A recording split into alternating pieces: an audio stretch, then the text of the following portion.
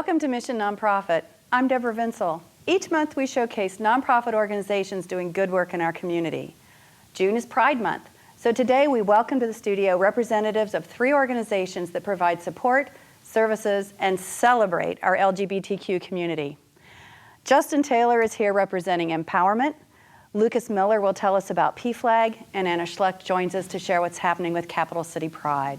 So welcome to our studio and to Mission Nonprofit. We're so glad to have you all here. I know your schedules are busy and we appreciate you coming to spend some time with us. So Anna, I'm going to start with you. And I want to give you each just a couple of minutes to tell us a little bit about your organizations, and then we'll have a kind of a more free-ranging conversation about the LGBTQ community and what's going on here. So tell us about Capital City Pride. You've got some fun stuff coming up. Yes, we do. Capital City Pride is going to kick off our 26th annual Pride, kicking off on Friday evening, June 17th, with a street party that features drag, a few speeches, and then ends with a big fire show.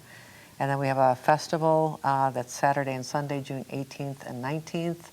And of course, the ever-popular Capital City Pride Parade, which is noon Sunday, June 19th. Pride has been in existence since 1991. Like a lot of LGBT organizations, we began as a protest. Literally, it was a protest march and rally for LGBT rights that was led by incredibly able-bodied and young people. I think the march went for like 3 miles. And then we ended up at the state capitol and didn't realize we were starting history. We were the first small-town Pride in the entire Pacific Northwest. We've grown over the years. We now host 15,000 people who come for the festival, for the parade. They come for the music, they stay for the community, and hopefully they go on with a sense of purpose and mission to fight for the equality of all LGBT and other people who have experienced discrimination. Yeah, it's a pretty phenomenal event. I've been several times, and it just amazes me the diversity of I guess what I would say external groups that are not specifically groups that are related to LGBTQ issues, but support our LGBT community who participate in the Pride parade. So it's always very heartening to see that. So can you give us any heads up on who the performers might be this year? I know there's some pretty big names coming. Well, or is that a surprise? Well, a little bit of it is a surprise. There's always something old, something new. There's a couple of time-honored favorites. The Kim Archer Band is one of the hardest-working dance bands in the entire Northwest. Kim Archer hails from Tacoma, and actually originally from Indiana, but really puts on a great show. One of our new artists is Whitney Manger from Seattle, who is an up-and-coming recording artist, singer-songwriter. We have Caravan of Glam, who made headlines when they went to America's Got Talent and have just been all over the continental United States. We also have a lot of amazing local drag performers, and sometimes people think of drag performers as people who just show up in local bars and throw on a wig, but we have some amazingly talented performers. Terrance, Flirticia Fondue, the fabulous Jakeettes from Jake's on 4th Avenue, so it's going to be a great weekend. Good. It'll be fun. We're looking forward to that. Lucas, why don't you tell us about PFLAG? A lot of folks may have heard the acronym and not know necessarily what it stands for, and in doing some research for the show, I recognize there's been kind of an evolution of how PFLAG is expressed to folks. So tell us about PFLAG. Well, originally the acronym stood for Parents and Friends of Lesbians and Gays. In recent years, though, the National Board voted to just keep the acronym because it was easier than adding on brand, right? You know, bisexual and transgender people, etc. So that's what the acronym originally stood for. And the organization began in 1970 when a woman named Jean Manford marched in the first Christopher Street Liberation Day parade, which is the parade that eventually kind of evolved into the pride parades that we have now, with her son, who was a gay activist who had been the victim of a hate crime. And her presence in that parade was sort of like a magnet that parents of gay and lesbian people all over the country came to And that was the seed that started what became a large national organization. And these days we have chapters in most major cities. And our mission is to provide support, advocacy, and education to GLBTQ people and their families and friends. So if I were to come to a PFLAG meeting, who would I see there? Well, you'd see me here in Olympia. Our Olympia chapter started in 1993.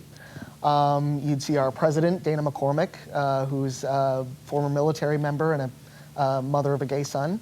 You'd see a lot of GLBTQ people. You'd see a lot of parents who are either coming to find support for themselves or provide support to others. You'd see a lot of community members. You'd get to spend some time in a support group and then some more time in we usually have a monthly program, either a guest speaker, a short film, something along those lines. And we always have great snacks. Snacks are always good. They're fabulous. They're fabulous snacks. They're fabulous. Snacks are always good. You know, the snack can make or break an organization. They can. Especially organizations with volunteers, you know. You gotta, yes. it's like it's the grease in or the oil in the engine, I guess you could say. Yep. Justin, tell us about Mpowerment. Yeah, thanks for having me on. Mpowerment is a nonprofit here locally that does education and outreach around HIV. Unfortunately, HIV is still a really big issue in certain communities. The LGBTQ community still is impacted by HIV/AIDS, and so we like to go out into the community, provide education in an engaging and fun way that lets folks know that there's resources out there, like testing resources and other things that they can seek out. And it's not something to be scared of, but the message we're really trying to promote is you can take charge of your own health, and that starts with knowing. Mm-hmm. So is Mpowerment part of a larger national organization? So Mpowerment started, about 2 decades ago, and it was a CDC model. And so it's implemented in over 60 different cities across the United States, 25 different states implement it. And we used to be part of a larger nonprofit, but now, as of 2 years ago, we are our own nonprofit. And so we are doing our own education outreach in the community, no longer as a program, but as a fully funded nonprofit. Congratulations on that. That's great. Thank you. So we have, you obviously all represent 3 organizations. There are many other organizations that we know help and provide services and support our LGBTQ community. So how do all of you work together? How are you connected? In what ways are your organizations connected? I guess I want to. Does anybody want to field that? I think all 3 of us should start, but we all work together on all these different organizations, it seems like. And that's the great thing about a small community is that we know each other, we support each other. One of the things about a small community is that you need to work together. In larger communities, you have the luxury of having completely separate organizations, but you also have, that sort of breeds a lot of rivalry, but I'll let the others speak, but each one of us is on at least 2 or 3 different committees together. With different organizations. Yeah, well, for example, Pride, of course, is a big kind of hub each year that all of these organizations have as an opportunity to have their tables and their information out there, to engage with the public, to do some fundraising, to get publicize what they do. It's kind of a one-stop, you can just go around to each table and learn what each organization has to offer.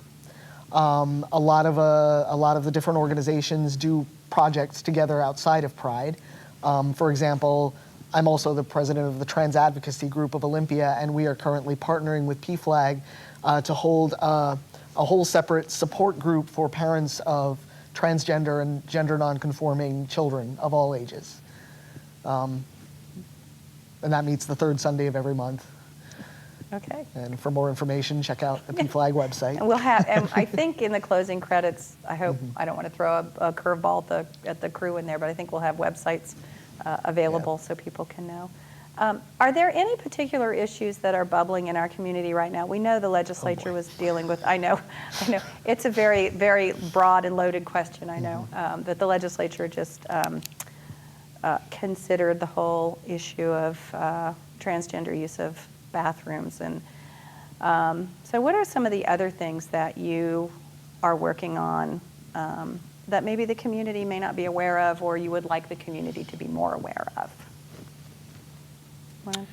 Our focus is really around HIV, and I don't know if you saw the CDC predictive HIV rate study that just came out a few months ago, but a lot of folks I talk to in the community don't know HIV is still an issue. They think it's done and gone with, and if you do get it, that it's simple to take care of. And granted, medicine has come a long ways, but it's still something that adds a lot of variables to your life. It's a chronic illness. And something that we don't wish it to spread any further than it already has. But a lot of folks don't know that they're even at risk anymore.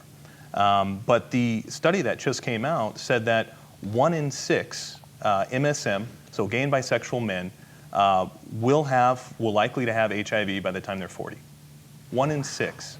That number is unacceptable, it's astonishing, and we need to be doing more about it. And so that's kind of the drum I'm always beating. Okay, so HIV issues. Anna, or is there anything in particular you want to bring up that? Well, one of the interesting things about Pride is that while we started as an LGBT rights protest organization, we have grown to become I hate that expression, big tent, the big ecosystem of the LGBT community, and it brings a lot of people together. Sometimes that's great, sometimes it's a little bit challenging. It's kind of like being the watering hole in the Serengeti desert, that people come together, and some of the different some of the radical folks don't really get along as well with the more moderate folks, or the people who are just coming to have a great day in the park with their kids. But there are a lot of issues in Pride, and because Pride is probably the largest progressive festival that happens, a lot of people have a sense that this is our event, this is our festival. And it's really important that this represent us authentically. So one of the things that we struggle with is that we hear a lot from people who want it to retain those radical roots and to really push issues like bathroom rights, to push deeper into Black Lives Matter, which is a huge issue. LGBT rights is seen as a equal rights movement that kind of crossed the finish line, and now other people are really, other parts of the country, other parts of society are wanting us to help bring those issues to the fore. And because we're a big ecosystem, not everybody has the same perspective on some of those kinds of things, and that's challenging. There are people that come to Pride that really want to have an opportunity to just be out as an LGBT person. For other folks, it is very much still a revolutionary act. So that's one of the challenges that we have, is that how do we have something for everyone which doesn't end up being something that offends everyone, if you know what I mean. That's kind of a balance. Yeah. But it's the bathroom rights issue is a very big one. Yeah. And I think it's been a learning experience for the gays and lesbians and bisexuals, for folks that aren't transgender, who don't realize how barbarian it is to leave your home in the morning and have to really plan out where you can go to the bathroom without being assaulted, attacked, verbally accosted, or literally challenged by a security person or a police officer to leave.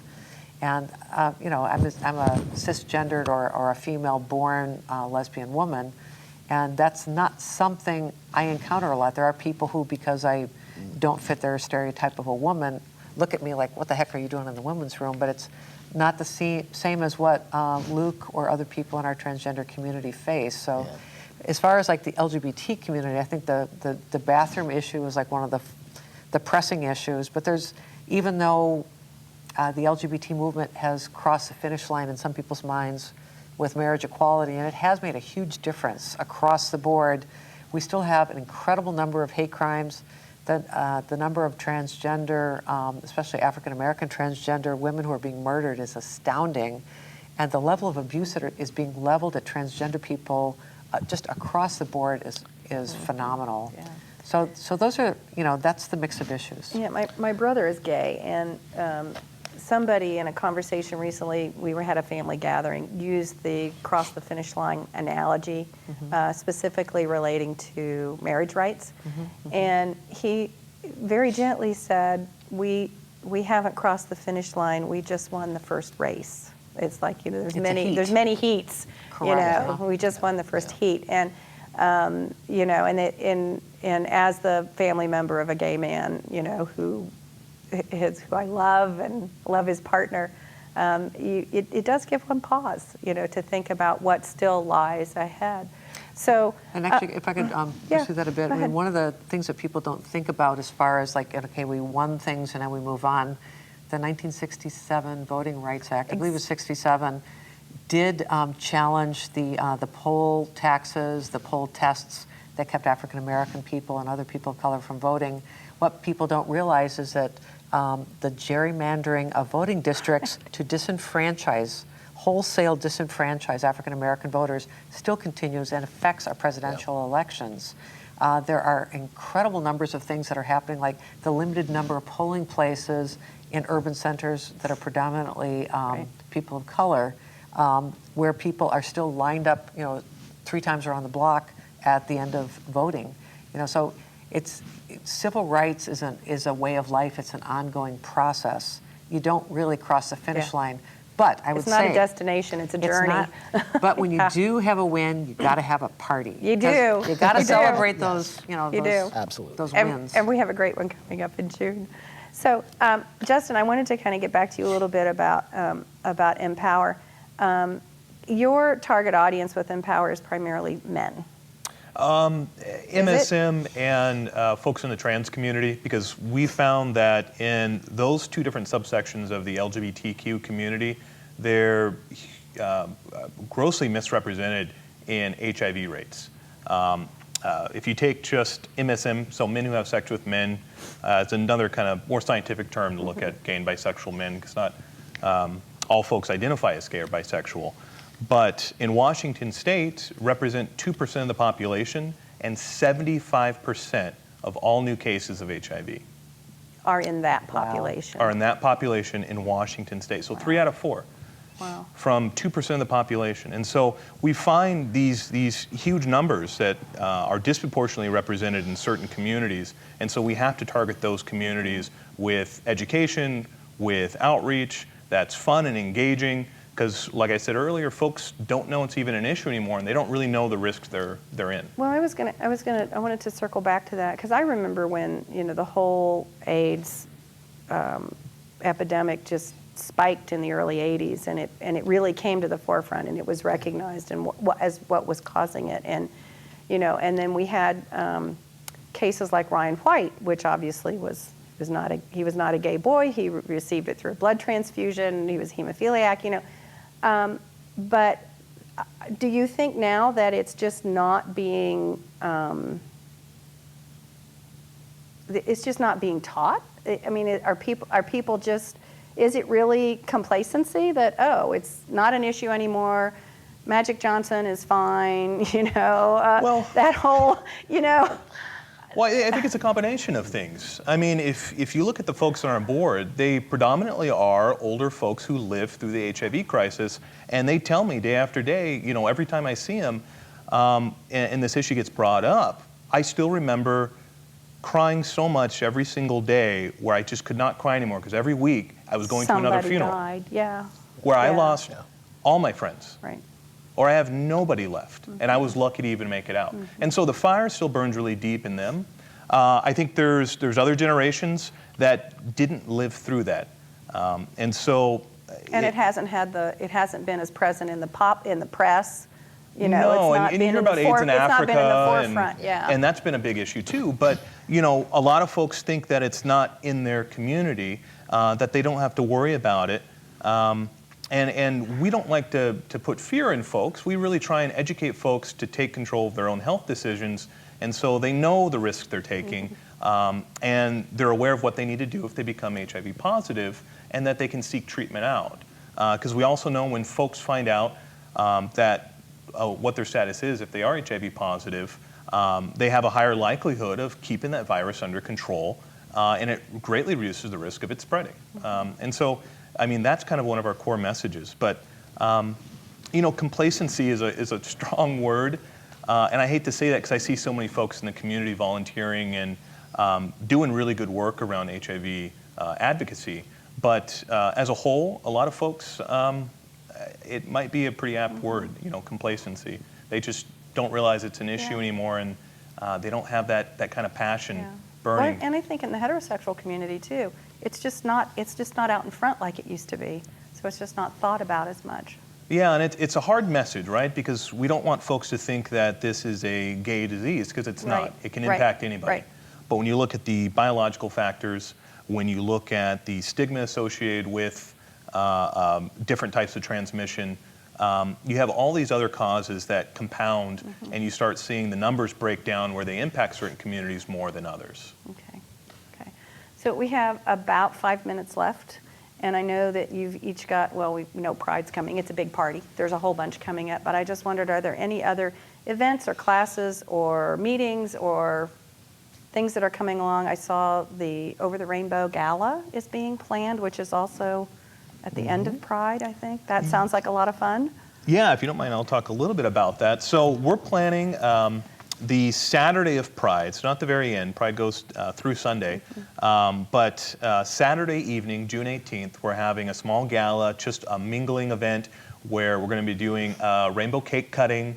There'll be a free champagne toast, and we'll be doing dinner for folks. And so tickets are $30, and then the money goes to support empowerment and the work we're doing in the community around HIV education and wellness. Okay, great.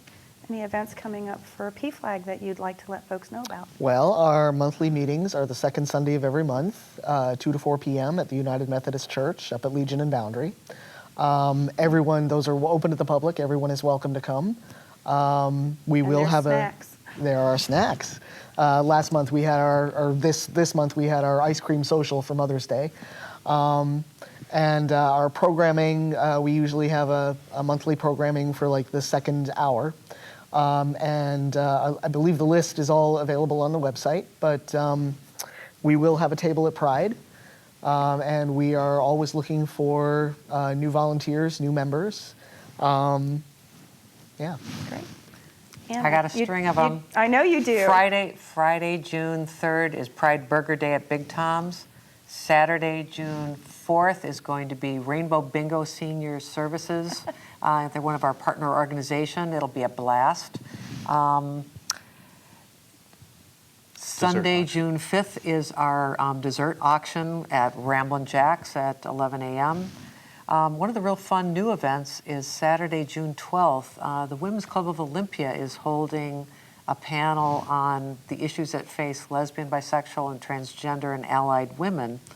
That's a real exciting new partnership for us, realizing that Pride spreads throughout the entire community. Then, of course, Pride kicks off Friday night, the June 17th through the 19th, and then the first time you're hearing this, on Saturday, June 25th, the Collective Lady Arm Wrestling League is having an event that's going to benefit both Stonewall Youth and Pride, and I'm going to be a contestant. Okay. I'm still working on my outfit and my name. I have to have good hair, but hopefully that'll raise money for Pride. That'll be great. Well, I want to thank you all for joining us. I know schedules are busy, especially as we're heading into Pride Month, and we appreciate you taking time to come and tell us about your organizations and issues facing the LGBTQ community here and how we can support and how you help support them. So thank you all for being with us, and good luck with Pride. We'll be there. We're going to have cameras there. Excellent. We're going to be there. So we'd like to thank you all for watching too. Nonprofit organizations do so much in our community, whether it's protecting the environment, educating our children, supporting the arts, or providing critical services to our friends and family. Nonprofit groups strengthen our community. For the volunteers and the staff here at TCTV, I'm Deborah Vinsel. Thanks for joining us for this edition of Mission Nonprofit. We'll see you next month.